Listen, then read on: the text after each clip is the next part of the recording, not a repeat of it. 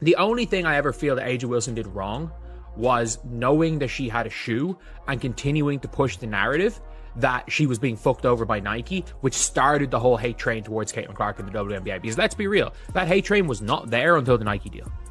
To an extent, but like it got really bad. It got really, really bad.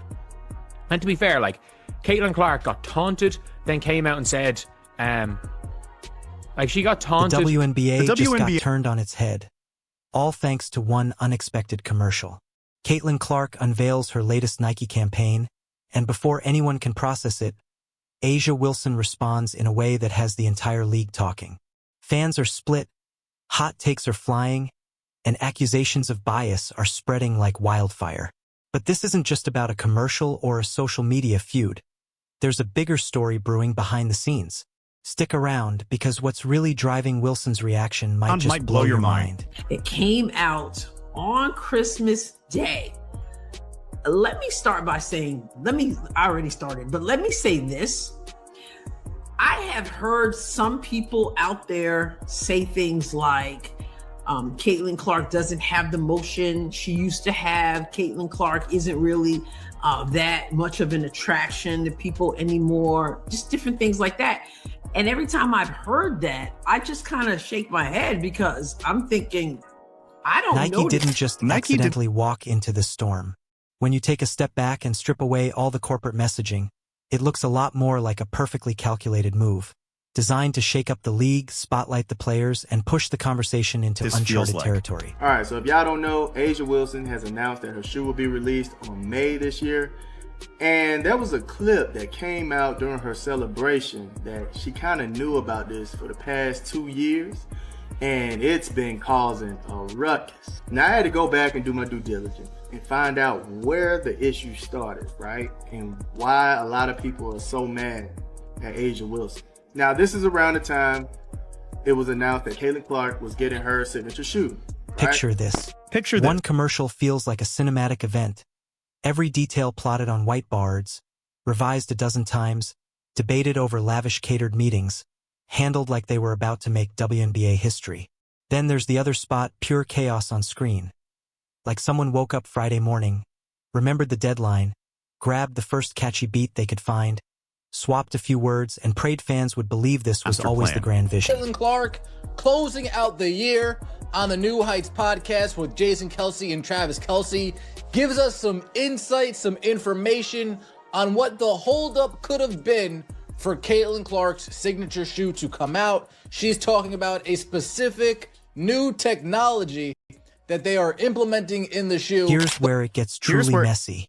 People insist this isn't personal, but lay these two campaigns side by side and the difference hits like a fast break. One is clawing to leave a mark, while the other drifts lazily toward next week's forgotten scroll. A'ja Wilson's Nike moment?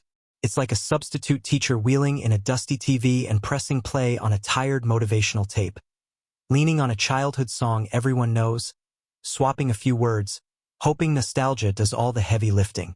The result? About as exciting as reheated pizza. Sure, it functions, but nobody's texting their friends to watch it.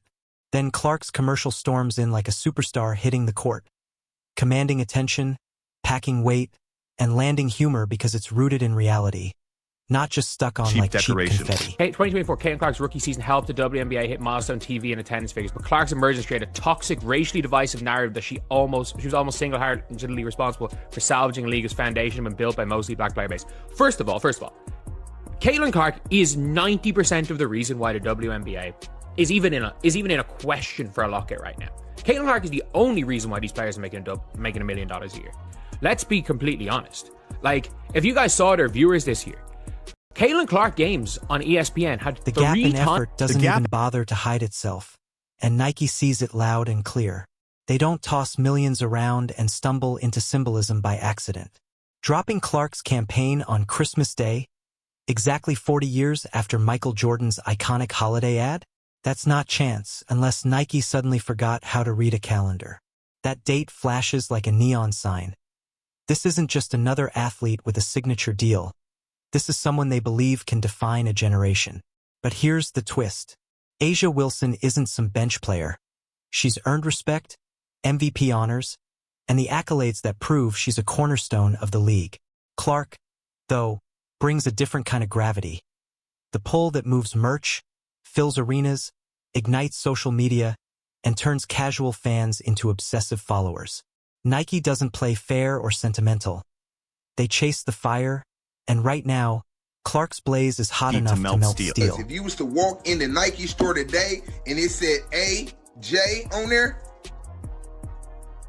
I'm guessing you would have named a lot of other athletes before you got to Asia Wilson. Okay? Or AW, however she gonna market that shoe. You ain't gonna know that it's Asia Wilson shoe. I'm sorry. And like I said, I love her game. I really do. But watching Clark's commercial unfold is like witnessing a full film crew storm a quiet suburban street, obliterating any sense of normalcy. One moment someone's trimming roses, the next Nike trucks, lights, cameras, and star-studded faces dominate every corner. This isn't a casual investment. It's a full-scale production demanding permits, precise coordination, and total faith that the chaos will pay off. No one shuts down a neighborhood on a whim. Wilson's spot could have been filmed in an afternoon without a single disruption or complaint. That contrast isn't accidental. It's deliberate, and it sends a message, intentional or not. The celebrity cameos aren't just flexing connections. They reinforce credibility, tying directly to her story and public image, making every moment feel purposeful instead of random. All eyes are caught off guard. All surprised. We were all excited. We were all thankful when Christmas Day, Nike unveils Caitlin Clark's newest commercial, the most original commercial that they have had in recent memory. Of all the past commercials they've dropped over the last 5 to 10 years, this Caitlin Clark From Anywhere campaign seems to be the most creative that Nike has been throughout that time span. But Wilson's commercial lands completely flat, disconnected from any larger narrative. No punchy line, no unforgettable concept, nothing that makes you want to share it. When it ends, it just ends. You move on without feeling like you've witnessed anything meaningful. It's not a lack of talent. It's a lack of creative vision. And this is exactly where accusations of bias start to surface. When two athletes under the same brand get wildly different levels of creative energy, questions naturally arise. From Nike's perspective, the reasoning is brutal in its simplicity. Clark drives engagement that demands attention, while Wilson, achievements aside, doesn't spark that same magnetic pull right now. Nike invests where the returns are clear, and those numbers are speaking loud. Being the league's top player doesn't automatically make you the centerpiece of a marketing juggernaut, and seeing that unfold on the global stage can be devastating. The MVP doesn't equal a Michael Jordan moment, and right now, that reality is impossible to ignore. I'm going to start with a statement. Asia Wilson is insecure. Now, there will be people who will hear that statement and will say, you got to be kidding. Asia Wilson is the most confident person you've ever met. She lets you know what she can do, what she has done, what she's been a part of building, on and on and on. Nike's decision to tie Clark to Jordan's legacy isn't casual flattery. It's a colossal business gamble, betting that she can transform their women's basketball division in ways that reach far beyond the court. That's a high-stakes wager, with serious consequences if it misfires. But bold moves are Nike's specialty whenever they sense a cultural shift. The strangest part?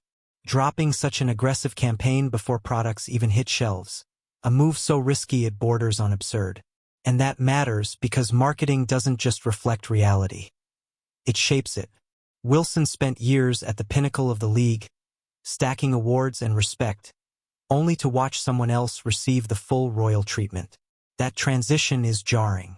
Popularity can't be guarded with stats, and influence doesn't pause for approval before it changes direction. Far beyond the sport. That's a huge wager, and it carries huge consequences. This whole situation exposes a truth professional sports usually keep under wraps. Relevance is fluid, and corporate backing chases buzz as much as it does achievement.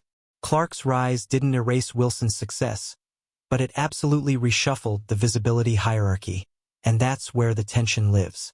Nike didn't accidentally create this side-by-side comparison. They knew it would spark debates, theories, and endless analysis. The story on screen is layered, even if the business logic is clear on paper. The real question isn't whether Wilson earned more investment. She certainly could make that case. The question is whether Nike believes equal investment would yield equal results. And the answer is a firm no. That truth stings, but it mirrors exactly how global brands operate when content either grabs attention or vanishes into the endless digital scroll.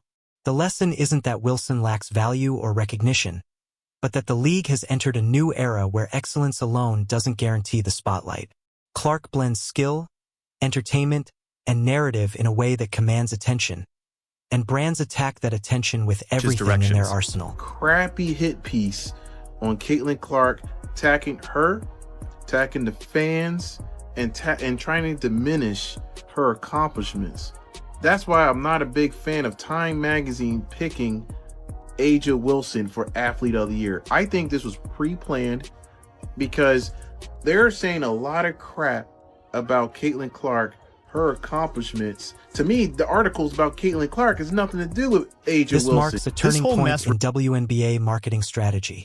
The moment a brand publicly declares its cornerstone, every move after it gets measured against that choice.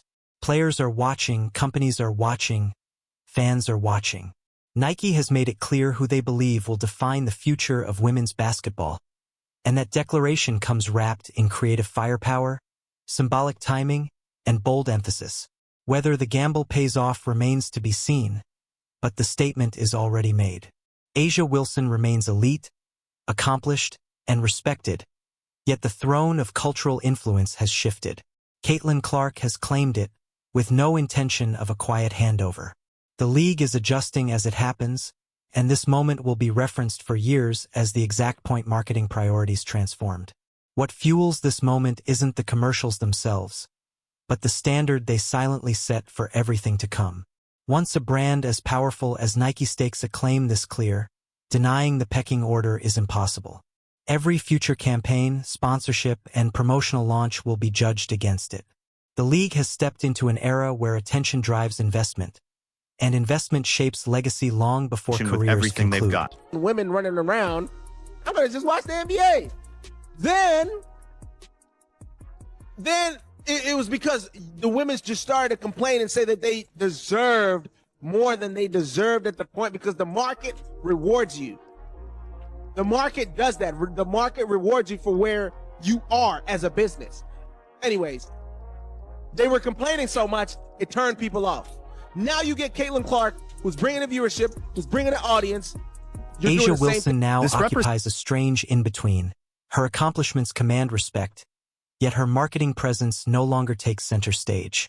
That gap is jarring in a league that long promised its stars that greatness would naturally translate to visibility.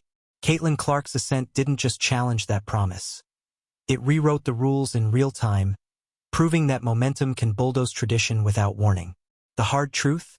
This shift is irreversible. Even as Wilson adds more trophies to her shelf, the center of gravity has already shifted, and brands rarely swim against that current. This moment won't just be remembered for the drama. It marks the exact point where dominance gave way to influence, and influence became the new standard every player now has to chase.